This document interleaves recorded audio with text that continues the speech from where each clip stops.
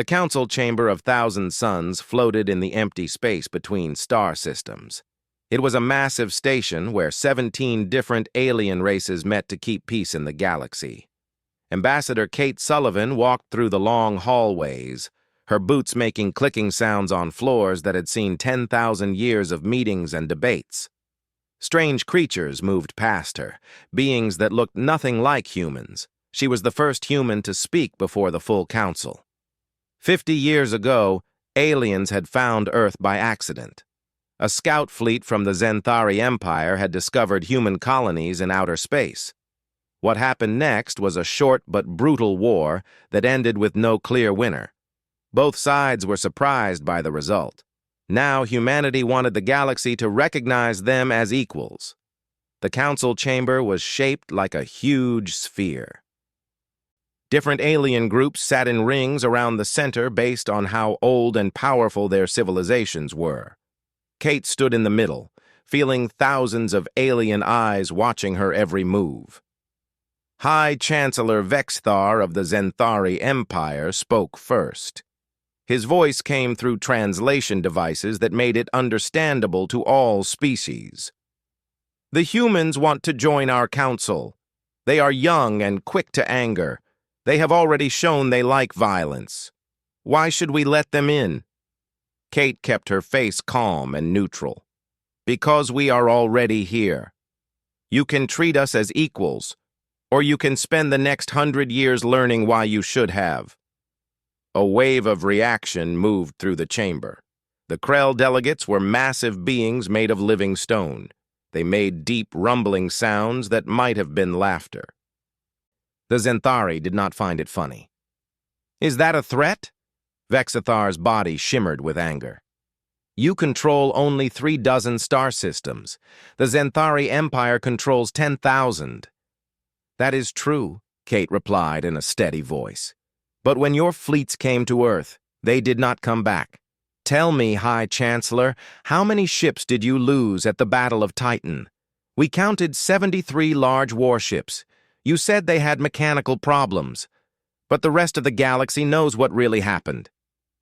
Commander Jake Morrison watched the broadcast from the bridge of his ship, the Defiant.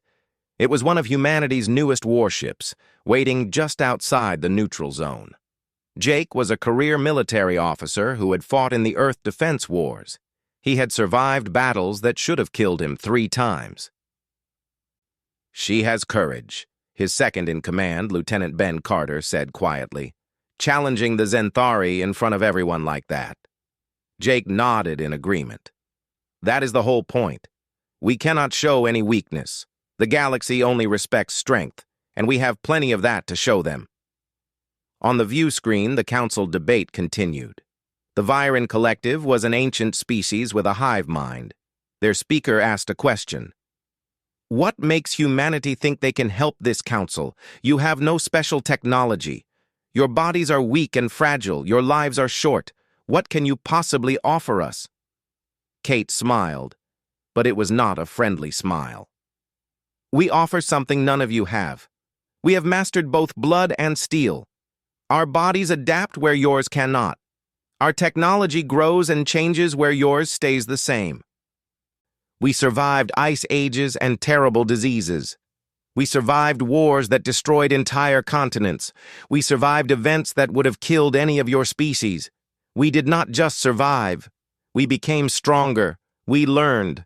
And now we are here. Those are just pretty words, Vexthar said with clear disrespect. But words mean nothing. The Zenthari Empire will vote against letting humans join. We suggest others do the same. The vote that followed was close, but in the end, humanity was given temporary membership. They would have a voice in the council, but limited power until they proved themselves worthy. Kate accepted these terms. She knew it was just the beginning of a long journey. Later, aboard the Defiant, Jake received a secret message from Earth. General Marcus Hunt's scarred face appeared on the communication screen. How did the ambassador do? Hunt asked. She made a strong impression, but the Zenthari are not happy about it. Our intelligence reports suggest they are planning something. Let them make their plans, Hunt replied. "We have our own preparations to make. The galaxy is about to learn what humans do best. We adapt to any situation. We overcome any obstacle. And we never give up. Make sure the fleet is ready, Commander." Jake nodded. "We are always ready, sir." When the transmission ended, Jake looked out at the stars through the view screen. Somewhere out in that vast darkness, humanity's enemies were gathering their forces. They thought humans were just another species to be controlled or destroyed. They were about to learn how wrong they were. Every species in the galaxy had special abilities. The Zenthari had weapons older than human civilization. The Krell had defenses that nothing could break through. The Viren had their collective mind that let them think as one being. But humanity had something more dangerous than any of that. They had the will to survive anything. They had the creativity to solve problems no one else could solve. They had the determination to never surrender, no matter what the odds were. They had mastered both the biology needed for survival and the technology needed for war. The galaxy feared blood and steel. Humanity was about to show them exactly why they should be afraid. Kate Sullivan returned to her quarters on the station after the council meeting ended. She was tired but satisfied with how things had gone. Her assistant, a young diplomat named Paul Griffin, brought her reports on the reactions from different species. "The smaller civilizations are interested in forming alliances with us," Paul said. "They see us as potential protectors against the bigger empires." "And the bigger empires?" Kate asked. "They see us as a threat to their power, especially the Zenthari. Our intelligence officers are picking up increased military communications in their networks." Kate was not surprised. "They will test us. It is what powerful empires do when someone new challenges their authority. We need to be ready." She looked at the star maps on her wall screen. Human territory was small compared to the great empires, but it was growing. Every year, more colonies were established. Every year, human technology improved. Every year, humanity became stronger. The Zenthari thought they could intimidate humans into submission. They were making a terrible mistake. Humans had evolved on one of the most dangerous planets in known space. Earth was what the galaxy called a death world. Extreme weather, deadly diseases, and countless predators had tried to kill humanity for millions of years. Humans had not just survived. They had conquered their entire planet. That kind of species did not scare easily. Jake Morrison gathered his senior officers in the briefing room. "I want full battle drills every day," he ordered. "Every crew member needs to know their job perfectly. When the Zenthari come, and they will come, we need to be ready to fight." "Do you think they will really attack us?" Ben Carter asked. 3 months after humanity joined the Council, disaster struck. A terrible disease swept through the frontier colonies, affecting 17 different alien species. The sickness was unlike anything doctors had seen before. It attacked cells in ways that bypassed all known medical treatments. Dr. Lisa Harper stood in the quarantine section of New Geneva Station, studying samples through holographic displays. She was humanity's top expert on alien biology. Right now, she was watching an entire station full of people slowly die. "The infection is spreading faster," her assistant, Dr. Ryan Webb, reported with worry in his voice. "The Krell lost another group of their people this morning. The Zenthari have sealed off their sections completely and will not let anyone in or out." Lisa frowned as she looked at the data. "This is not natural. The way it mutates is too specific and too targeted. Someone made this disease on purpose." "Who would create something that kills so many different species?" Ryan asked in shock. "Someone who wanted to prove a point." Lisa pulled up comparison scans on her screen. "Look at this carefully. Human colonists in Section 7 were exposed 3 days ago. Not a single human has gotten sick." Ryan's eyes went wide with surprise. "That cannot be possible. Every other species has a 90% infection rate." "It is not impossible. Just unexpected. Lisa began running genetic comparisons. Our immune system is not like theirs. Most species in the galaxy evolved in stable, safe environments. Their biology is perfect for those conditions, but cannot handle change well. Ours is chaotic and constantly adapting. We have fought thousands of diseases throughout our evolution. Our immune systems are weapons. She pulled up historical records from Earth on another screen. Smallpox, plague, Spanish flu, HIV, Ebola, COVID variants. Our ancestors survived all of these deadly diseases, and every time we survived, we became stronger. Our genetics carry the memory of every disease we have ever defeated. So we are naturally immune to this?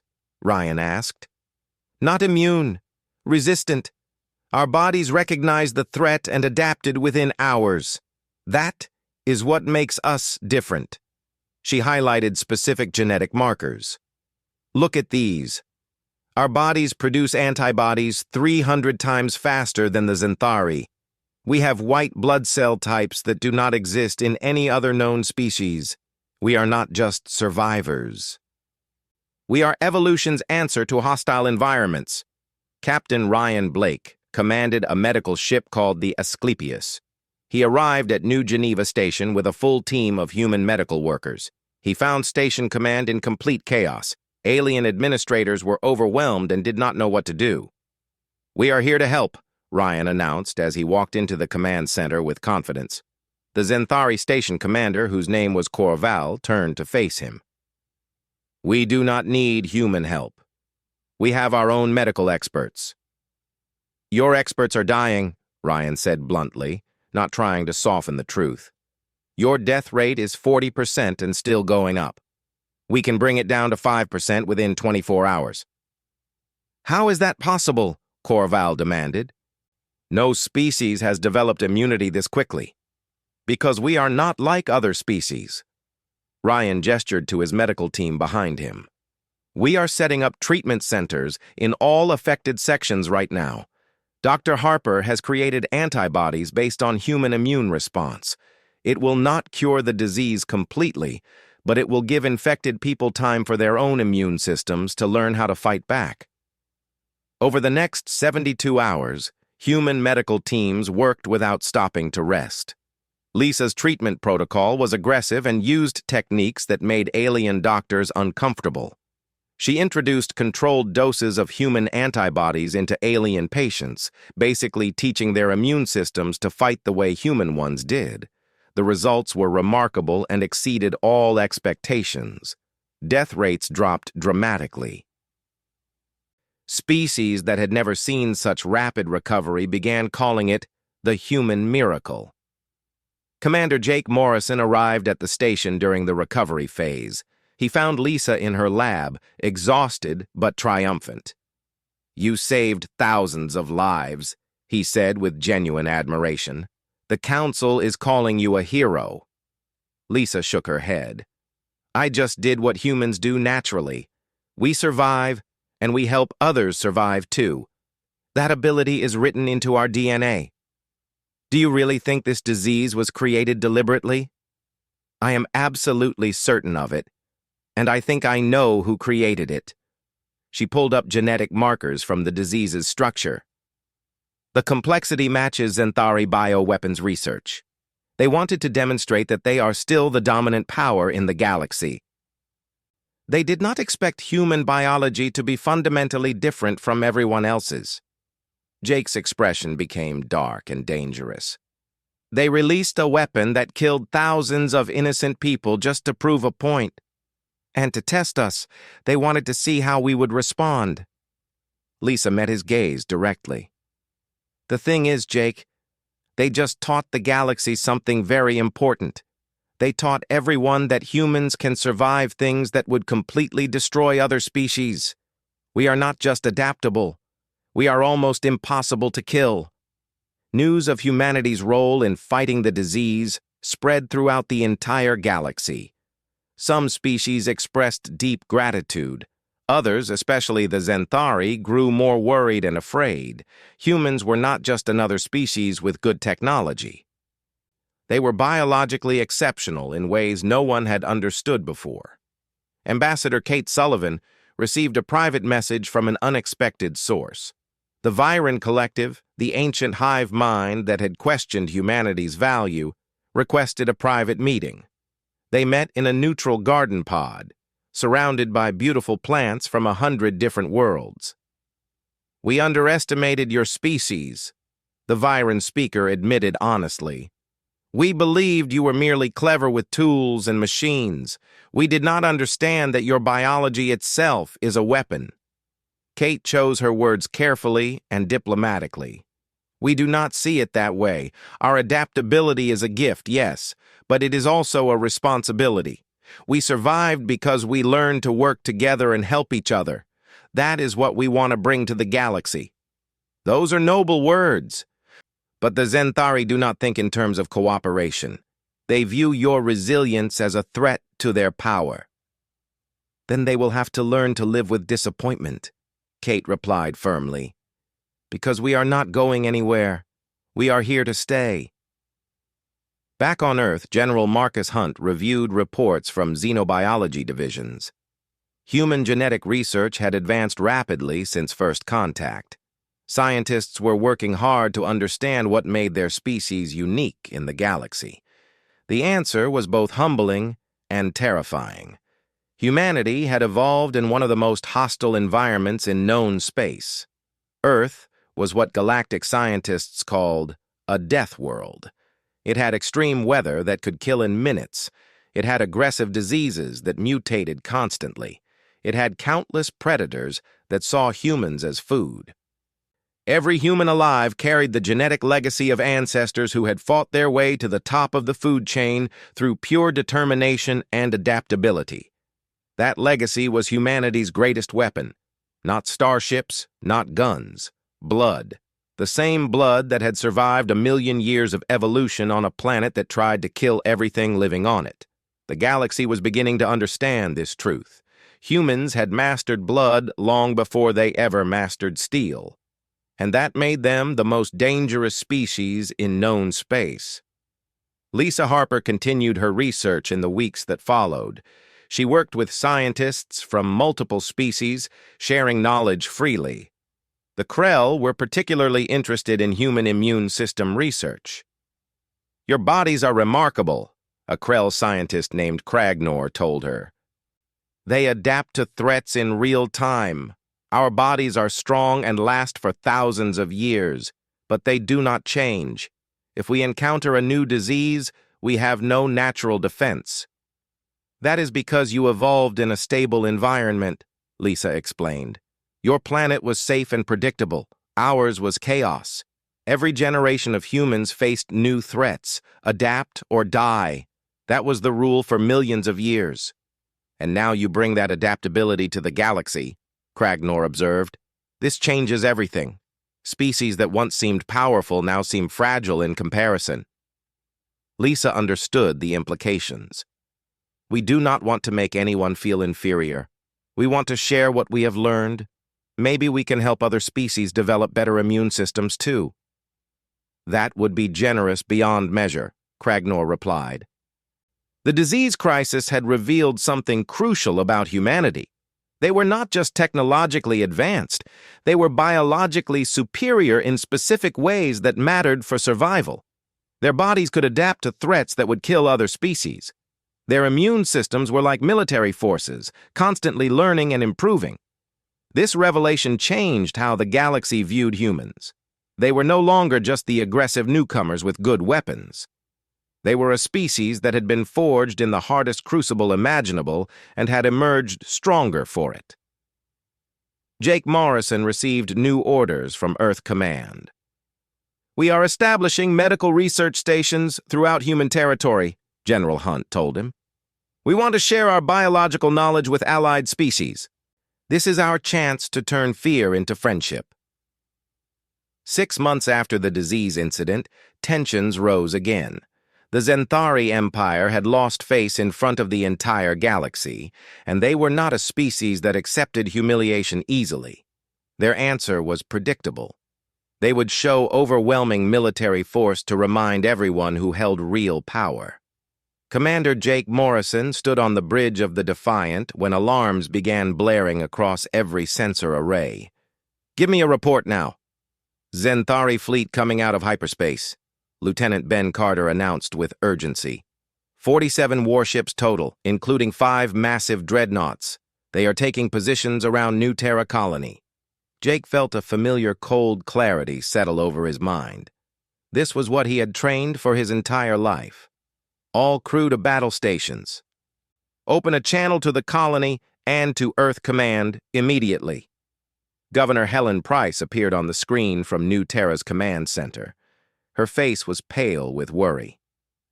"Commander, we have 300,000 civilians down here with no military defenses worth mentioning. How long until reinforcements can arrive?" 20 hours at best speed." Jake studied the tactical display showing the massive Zenthari fleet. "Governor, start evacuation protocols right now. Get everyone to the underground shelters. We will buy you whatever time we can." "The Defiant against 47 Zenthari warships? Commander, that is suicide." "Probably," Jake agreed, without hesitation. "But it is what we do. Morrison out." He turned to face his crew. 27 men and women who had volunteered for this assignment, knowing full well the risks they faced. "You all know what we are up against. Anyone who wants to take a shuttle down to the colony surface, now is the time. There is no shame in choosing to live." Not a single person moved from their station. "All right, then." Jake allowed himself a grim smile. "Let us remind the Zenthari why they should have stayed home." The Defiant was humanity's newest warship design, built on principles that confused and baffled engineers from other species. While alien civilizations focused on building ever larger vessels with more powerful weapons, humans had gone in a completely different direction. The Defiant was fast and maneuverable, packed with weapons systems that emphasized flexibility over raw destructive power. Captain Ryan Blake, now commanding the destroyer Relentless, arrived in the star system just as the Zenthari fleet began its attack. His ship was even newer than the Defiant, fresh from the construction yards orbiting Mars. "Jake has already engaged the enemy," his tactical officer reported. "He is using the asteroid field for cover, using hit-and-run tactics." Ryan watched as the Defiant moved like a dancer between space rocks, firing precise bursts that disabled Zenthari weapon arrays rather than trying to destroy entire ships. It was like watching a skilled boxer fight against a much larger opponent, using speed and precision instead of trying to match strength. "All ships, form up on the Relentless," Ryan commanded. "We are going to support the Defiant and show these invaders what human engineering can really do." What followed was a battle that would be analyzed and studied in military schools for generations to come. The human ships, outnumbered 20-1, refused to fight the way the Zenthari expected. They used every possible advantage. The asteroid field provided cover. Their targeting systems could hit specific enemy systems with incredible accuracy. Their tactics emphasized disruption and confusion over simple destruction. Jake Morrison's voice came through the command channel clearly. "Target their sensor arrays first. Make them blind. Then go after their engines and propulsion. If they cannot move, they cannot fight effectively." The Defiant swept past a Zenthari dreadnought at incredible speed, firing a spread of missiles that were not designed to break through heavy armor. Instead, they exploded in expanding clouds of metallic particles that completely disrupted sensors and communications. The massive warship suddenly found itself unable to coordinate with the rest of its fleet, isolated and alone in a battlefield it could no longer see clearly. "Human vessels, you cannot possibly win this fight," the Zenthari fleet commander broadcast. "Surrender now, and we will show you mercy." "Mercy?" Jake laughed harshly over the open channel. "You brought 47 warships to threaten a peaceful civilian colony. You do not know the meaning of the word mercy, but you are about to learn the meaning of the word regret." Dr. Lisa Harper watched the battle from Earth's Strategic Command Center, standing alongside General Marcus Hunt. The massive screens showed the tactical situation in real time. "Our ships are taking serious damage," she observed quietly. "But they are not breaking," Hunt replied with pride in his voice. "Watch how they move. Every single pilot up there has trained for exactly this situation. We do not build the biggest ships or the most powerful weapons. We build the smartest ones, and we put them in the hands of people who absolutely refuse to quit." On the tactical display, the battle continued to evolve in unexpected ways. More human ships kept arriving, each one adding to the organized chaos. The Zenthari fleet had been designed for overwhelming frontal assaults against enemies who fought conventionally. They struggled badly against an enemy that refused to present clear targets or fight in predictable patterns.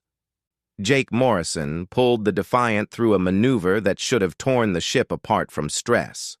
He threaded the needle between two asteroids with only meters to spare on each side.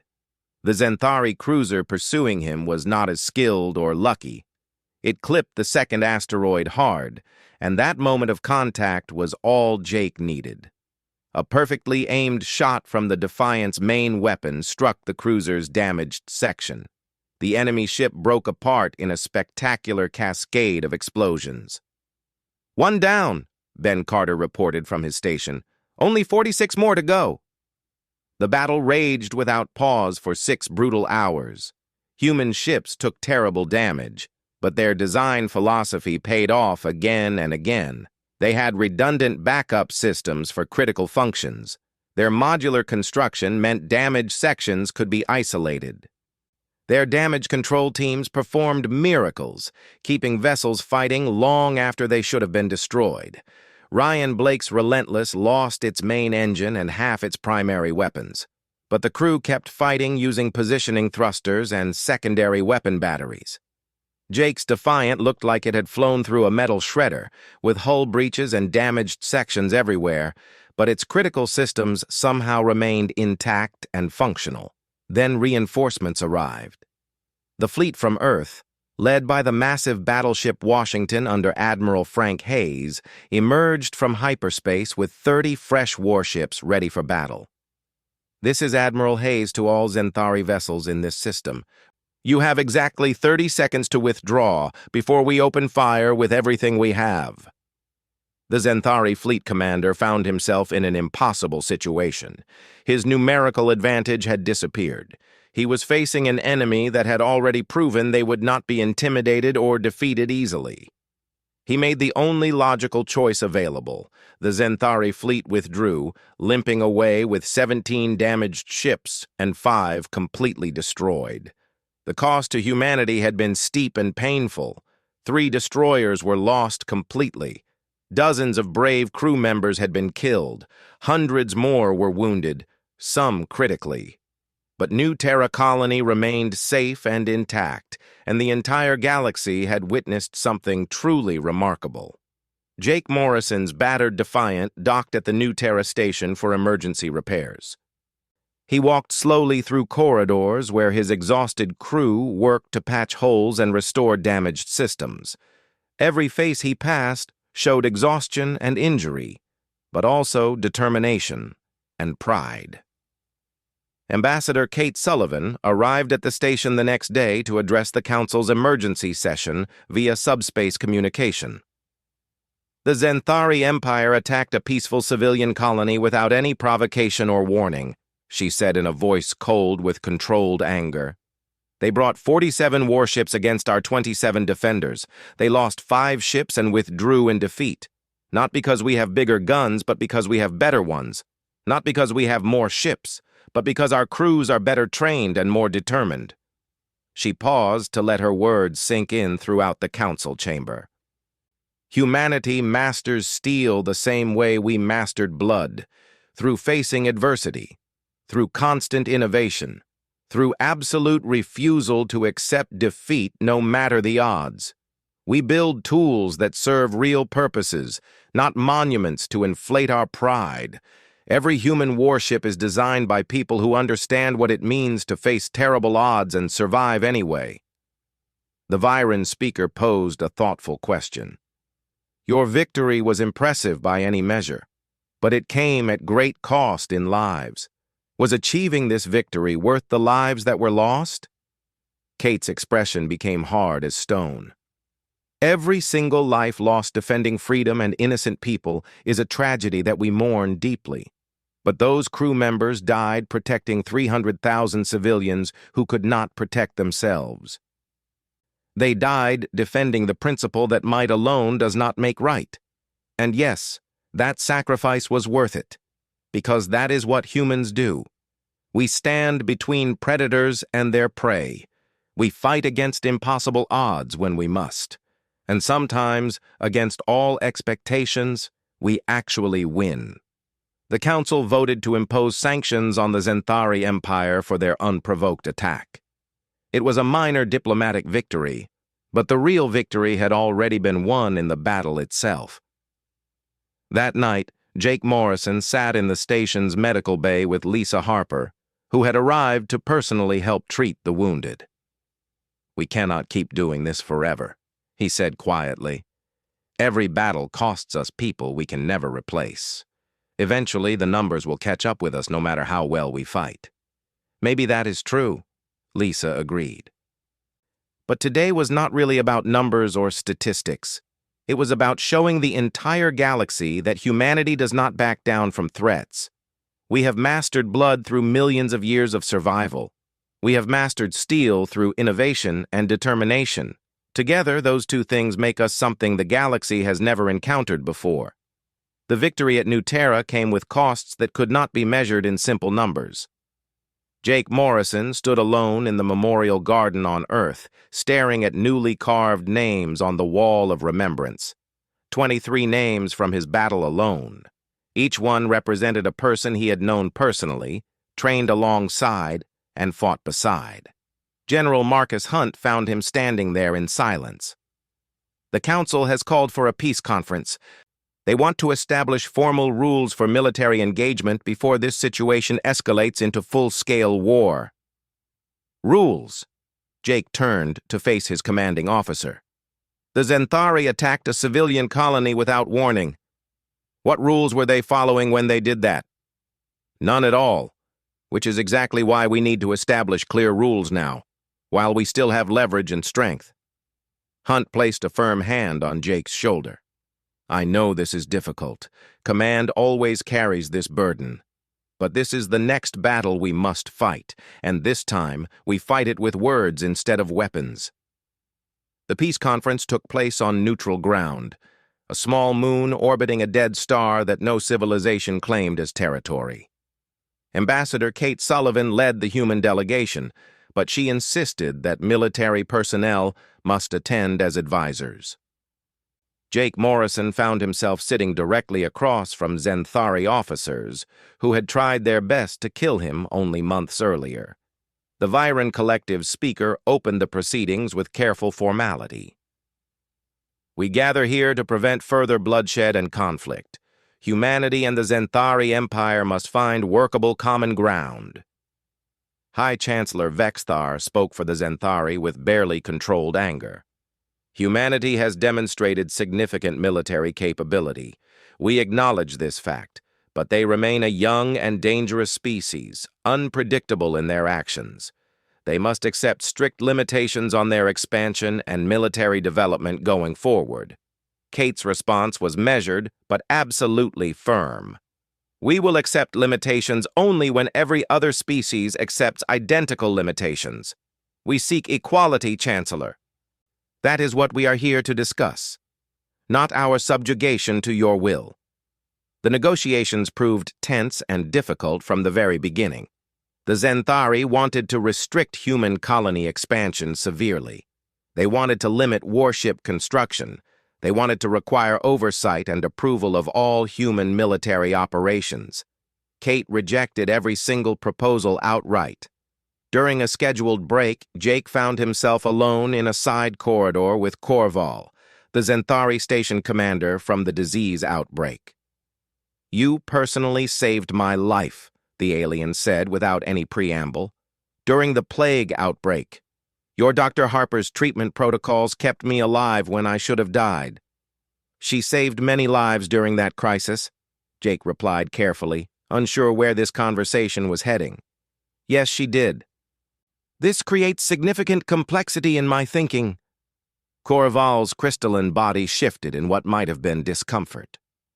My people view yours as an existential threat to our power, but I personally owe you a life debt that cannot be easily dismissed. These conflicting obligations are not easily reconciled in my mind. Then perhaps that complexity is exactly where we need to start, Jake suggested thoughtfully. Not with fear, but with honest recognition. We are genuinely different species with different needs, but we are not natural enemies. Not really. We are simply scared of each other and what the other might do.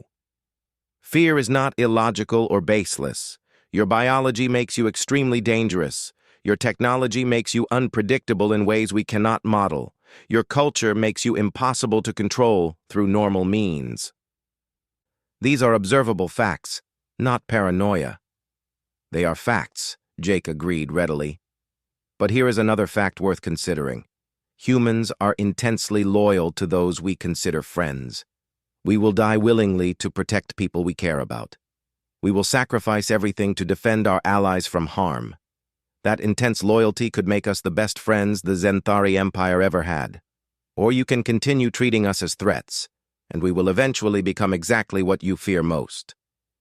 Corval remained silent for a long moment, processing this information. I will convey your perspective to my superiors. I make absolutely no promises about their response. Meanwhile, Dr. Lisa Harper was conducting her own crucial conversation.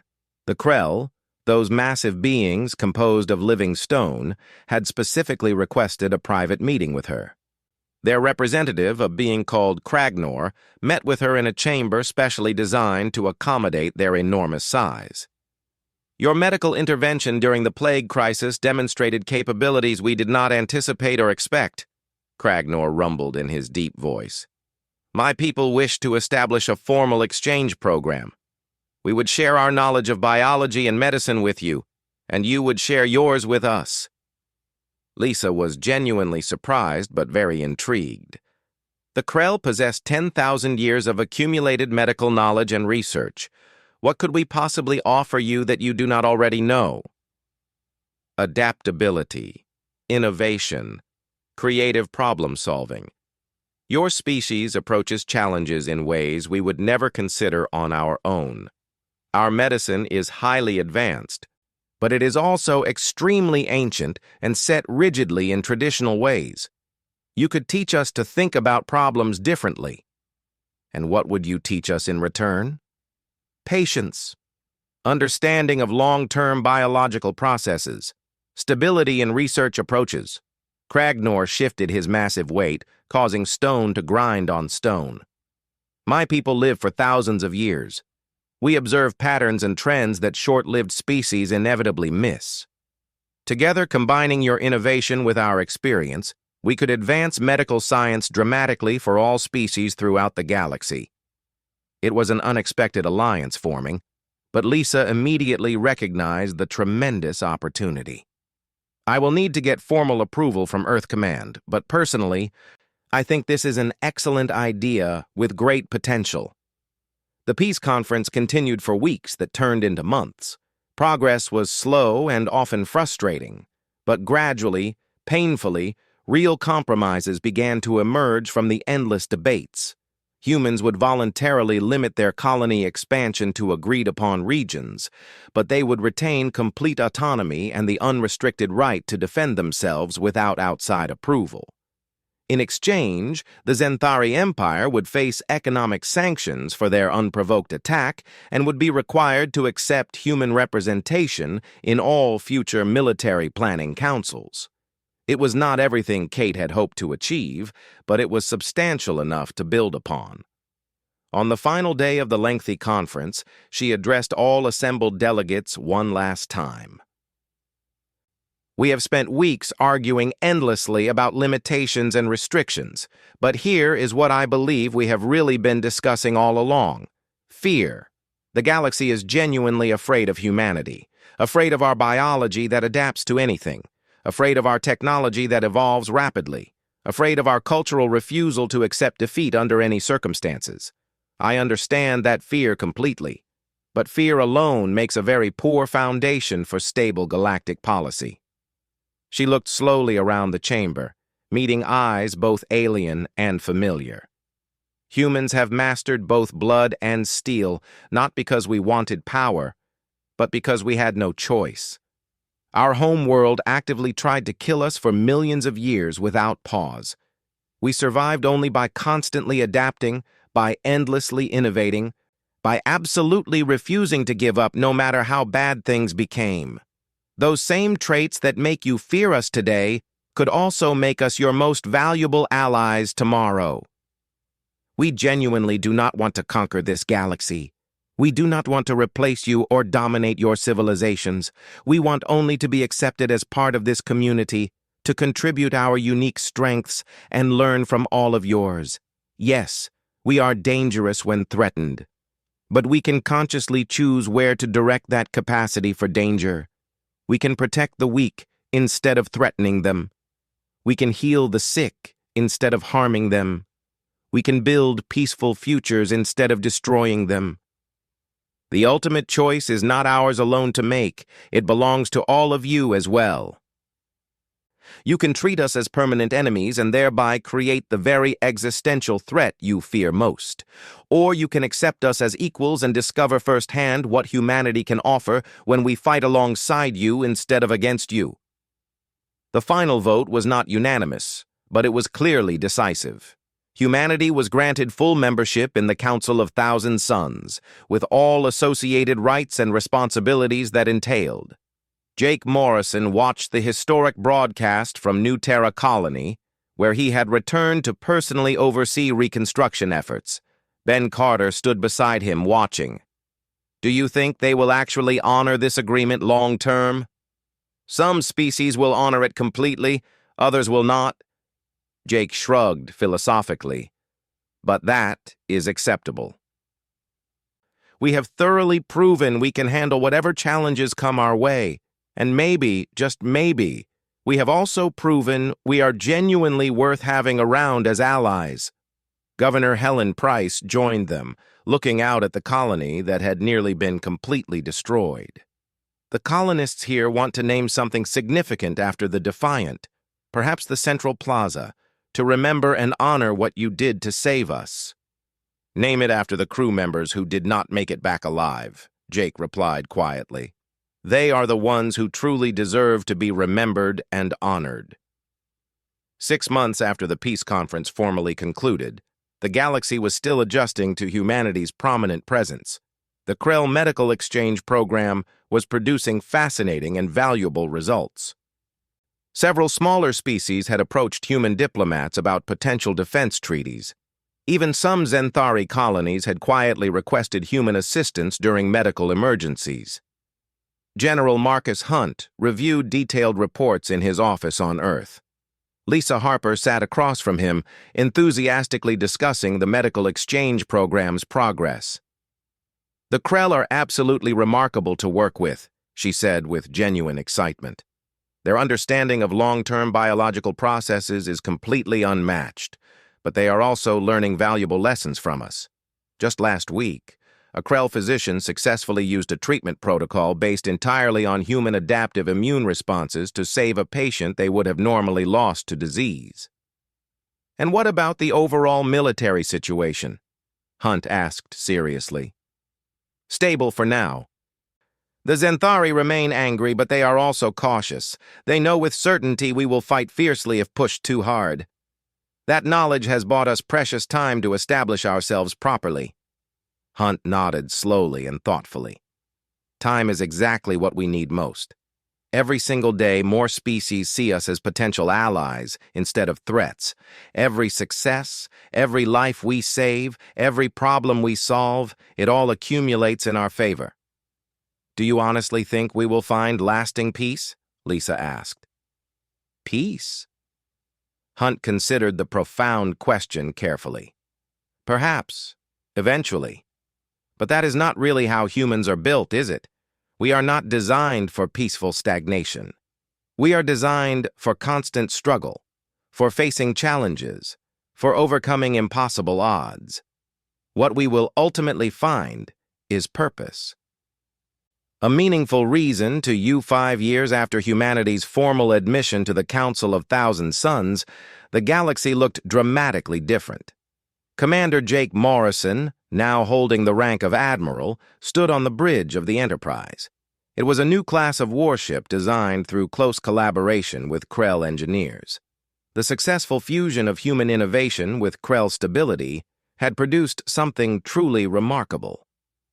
"Admiral, we are receiving multiple distress calls from the Outer Rim territories," his communications officer reported urgently. "Several colonies are under direct attack by Zerath raiders." Jake studied the tactical display with practiced eyes. The Zerath were a loose confederation of pirates who had terrorized frontier settlements for centuries. They were too mobile and dispersed for the major galactic powers to effectively pin down. "How many colonies are currently under attack?" 7 confirmed so far, sir. Multiple different species living there. The raiders are hitting extremely hard and moving fast between targets. "Set our course immediately and open channels to Captain Blake and Dr. Harper. This situation is going to need both steel and blood working together." Ryan Blake's medical frigate, now significantly upgraded with new technology, joined the military fleet within hours. Lisa Harper was aboard, personally leading a medical team that now included skilled doctors from 6 different species. The Krell Medical Exchange Program had successfully blossomed into a truly galaxy-wide initiative. As the combined human fleet approached the affected colonies, Jake received a completely unexpected message. It came from Korval, the Zenthari commander he had worked with before. "Admiral Morrison, the Zenthari Empire is dispatching a substantial fleet to provide aid in this crisis. We will follow your tactical command without question." Jake could not quite hide his genuine surprise. "Zenthari vessels operating under human command? 5 years ago, your people were actively shooting at us in battle." "5 years ago, we were complete fools," Korval replied honestly. "Since that time, we have carefully watched your species help dozens of struggling colonies. We have seen you share medical advances freely with all who ask. We have witnessed you defend species far weaker than yourselves without asking anything in return. You have thoroughly proven what you told me during the peace conference. Humans are extremely dangerous, yes, but you consciously direct that danger toward those who prey on innocent victims. It is past time we learned from your example and followed it." The combined fleet arrived at the first colony under attack to find Zerath raiders still actively operating in the system. The pirates had grown dangerously bold over their long centuries of success. They were thoroughly accustomed to facing victims who could not effectively fight back or coordinate proper defenses. They were completely unprepared for what happened next. Jake Morrison's tactical approach brilliantly combined human aggression with overwhelming Zenthari firepower and superior Krell defensive coordination. The raiders suddenly found themselves facing an enemy that thought in 3 dimensions simultaneously, struck from completely unexpected angles, and absolutely refused to let them escape to raid another day. But what happened after the intense battle truly mattered most to the affected populations. Lisa Harper's well-trained medical teams moved quickly through devastated colonies, treating wounded civilians belonging to a dozen different species. Human doctors worked seamlessly alongside Krell physicians, Zenthari medics, and talented healers from the Viren Collective. The accumulated medical knowledge they had freely shared over 5 years now saved countless lives on an unprecedented scale. On one particularly damaged colony, Lisa found herself treating a severely wounded Zerath raider. The pirate stared at her with obvious fear in his strange eyes. "You will simply let me die? I personally attacked your allies without mercy. I am a doctor first and foremost. Lisa replied calmly, working efficiently to stabilize his critical injuries. My primary job is to save lives, not to judge them or punish them. You will absolutely face justice for what you have done, but you will face it alive and healthy. The raider continued staring at her in confusion. I do not understand your species at all. You are strong enough to kill us all easily, yet you choose to save us instead. Why would you do this? Because that is what we learned from millions of years of brutal evolution, Lisa explained patiently while working. Humans survived impossible odds by working together, by helping each other when injured, by refusing to abandon the wounded even when it was dangerous. Those deep instincts do not simply disappear just because we are in space now. We carry them with us wherever we go. The frontier crisis lasted 3 intense weeks. By the time it ended, the Zarath Raider Confederation had been completely broken as an effective force. Some surrendered and asked for mercy. Others fled in terror to the deepest reaches of unexplored space. The frontier colonies were finally safe from their predation. But far more importantly, the entire galaxy had witnessed something truly unprecedented. Multiple ancient empires and species that had competed for dominance for thousands of years had worked together smoothly under human leadership. And the cooperative approach had worked brilliantly. Ambassador Kate Sullivan addressed the full council after the crisis finally ended. What we accomplished together in the Outer Rim was not merely a military victory. It was living proof that cooperation consistently beats competition. When we work together, when we intelligently combine our unique strengths, we become capable of solving anything.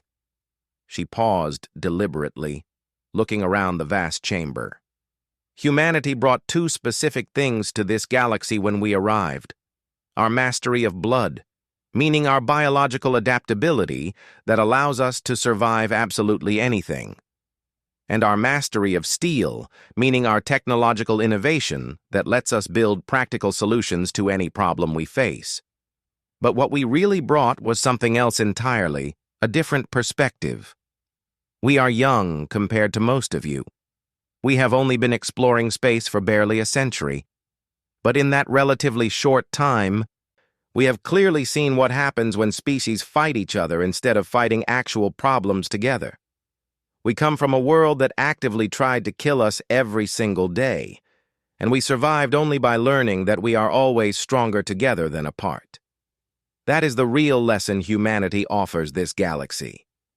Not that we are unkillable or unbreakable individually, but that we absolutely refuse to face serious challenges alone. The Viren speaker, who had once openly questioned humanity's value, spoke up clearly. Ambassador Sullivan speaks profound truth. The Viren Collective has existed for 50,000 years. In all that immense time, we have never witnessed such rapid positive change as what humanity has catalyzed in merely 5 years. They have reminded us of something critically important we had forgotten. That true strength is not only about raw power, it is equally about having clear purpose. High Chancellor Vexthar of the Zenthari Empire actually stood from his position. It was the first time in living memory that a Zenthari leader had stood to address the council as an equal rather than speaking down as a superior. The Zenthari Empire formally acknowledges significant error in judgment, Vexthar said with obvious difficulty. We viewed humanity as an existential threat because we feared their potential to overthrow our long dominance. We were absolutely correct about their tremendous potential, but completely wrong about their actual intentions. They do not seek to replace us or conquer us. They seek to elevate all species to higher levels. This is not weakness as we believed. This is wisdom. The Zenthari Empire formally proposes a permanent military and political alliance with humanity. The massive chamber immediately erupted in excited discussion. A formal alliance between humanity and the Zenthari, The two species that had nearly fought a war of extermination 5 years earlier would completely reshape all galactic politics. Kate allowed herself a satisfied smile. The human delegation gratefully accepts, pending formal approval from Earth's elected government, but we propose significantly expanding this alliance, not just between Xanthari and humans, but creating a true coalition of multiple species committed to mutual defense and active cooperation. Over the following months, what quickly became known as the Galactic Alliance took solid shape. Humans provided tactical military innovation and advanced medical expertise. The Xanthari offered tremendous industrial capacity and ancient accumulated knowledge. The Krell contributed political stability and superior defensive technology. The Viren shared their collective wisdom gathered over millennia. Dozens of smaller species eagerly added their own unique and valuable capabilities. Admiral Jake Morrison found himself commanding the Alliance's first unified joint fleet. Standing on his bridge, surrounded by liaison officers representing 6 different species, he took time to reflect on how incredibly far humanity had come. "Admiral," his Xanthari tactical officer announced, "we are receiving unusual reports of a spatial anomaly on the very edge of explored space. The sensor signature does not match any known vessel type." Jake straightened in his command chair. "Here we go again. All ships to full alert status immediately. And someone get Dr. Harper on standby. Whatever this turns out to be, we will face it the way we face everything now. Together as allies." Dr. Lisa Harper was working in her advanced research lab when the alert suddenly came through. She looked at her diverse research team, which now included talented scientists from a dozen different species. "Well, team, it looks like we might have something completely new to study. And knowing our typical luck, it will probably be trying to kill us." A young Krell researcher rumbled with what might have been laughter. "Then we will do exactly what the humans taught us through example. We will adapt quickly. We will overcome the obstacle. And we will survive together." Lisa smiled warmly. That is exactly the right spirit. On Earth, General Marcus Hunt finally retired after 50 dedicated years of military service. His final official report to the civilian government was remarkably simple. Humanity's future in the galaxy is completely secure, not because we are the strongest or the smartest or the most technologically advanced, but because we are genuinely willing to be part of something much larger than ourselves. We mastered blood through evolution. We mastered steel through innovation. Now we are mastering something even more important, true cooperation. The galaxy had initially feared humanity.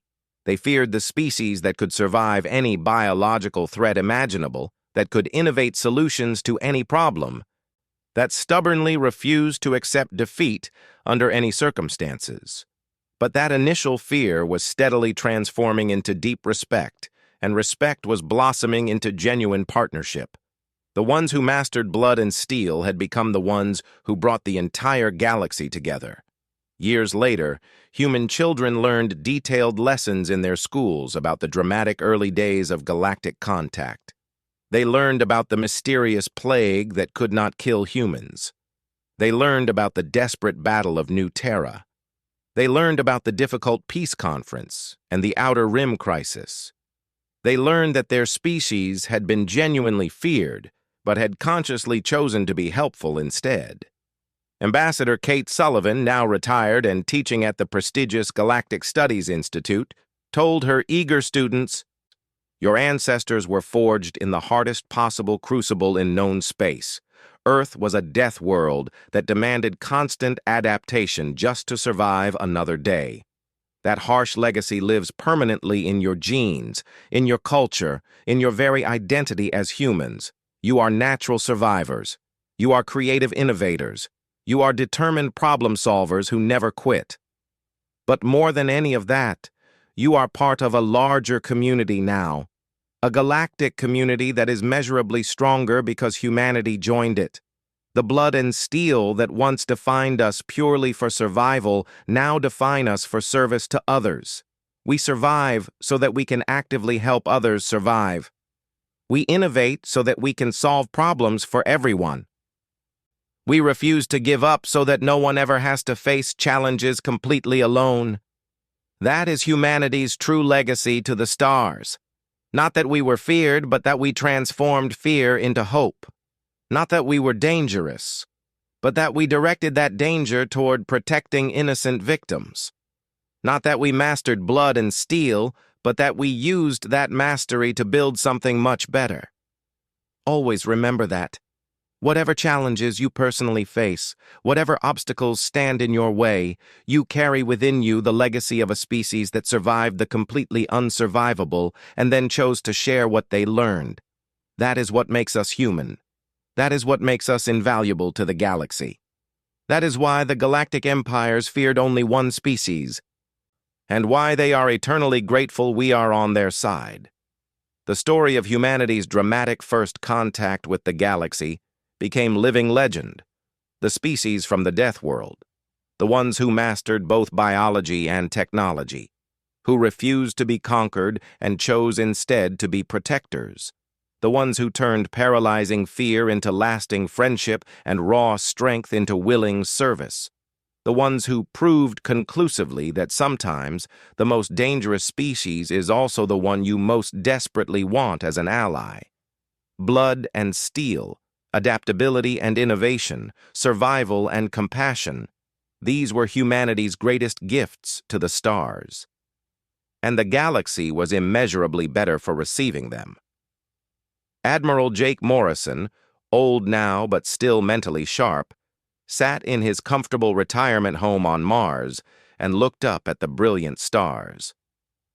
His great-granddaughter, eagerly preparing to enter the Fleet Academy, asked him once what he was most proud of in his long career. "Not the battles we won," he said quietly and thoughtfully. "Not the enemies we defeated in combat, but the friends we made along the way. Every species we helped, every life we saved, every problem we solved together as allies. That is what I am truly proud of. We proved that humanity's greatest strength is not just surviving against all odds. It is caring enough to help others survive, too." "Is that what you will tell the new recruits at your speech next week?" she asked curiously. Jake smiled warmly. "No, I will tell them what I learned from your great-grandmother, the remarkable Dr. Harper. I will tell them that we are all carriers of an incredible legacy. Every human alive today exists only because our ancestors absolutely refused to quit, refused to give up, refused to accept extinction. We carry that iron determination in our very DNA. But we also carry something else equally important, the knowledge that we survive best when we work together. That is what the galaxy desperately needed to learn from us. That blood and steel, biology and technology, survival and progress, they all work better when combined with cooperation and compassion. We are not special because we are unkillable. We are special because we choose to use our strength to protect others." He looked directly at his great-granddaughter. "Remember that when you proudly put on the uniform. You are not just representing humanity. You are representing the idea that strength should serve others, that survival means helping everyone survive, that the mastery of blood and steel is meaningless without the wisdom to use them properly." She nodded with complete understanding. "I will, grandfather." High above them, in the orbital stations and starships that constantly circled the solar system, humans and aliens worked side by side. The fear that had once greeted humanity's arrival had transformed into something far better. Trust, partnership, friendship. The galactic empires had feared only one species, the ones who mastered blood and steel, but they had learned to love them too. And in learning that profound lesson, the galaxy itself had become something better, stronger, more resilient, more united. All because one young species from a death world refused to accept that mere survival was enough. They insisted on thriving, on growing, on helping others. They brought their mastery of blood and steel into the stars and used it not to conquer, but to protect. That was humanity's true legacy. Not fear, but hope. Not domination, but cooperation. Not just survival, but meaning. The ones who mastered blood and steel had become the ones who taught the galaxy that true strength lies in choosing to help rather than harm. And the stars were brighter for it. See our considerable strengths to help others instead of merely surviving.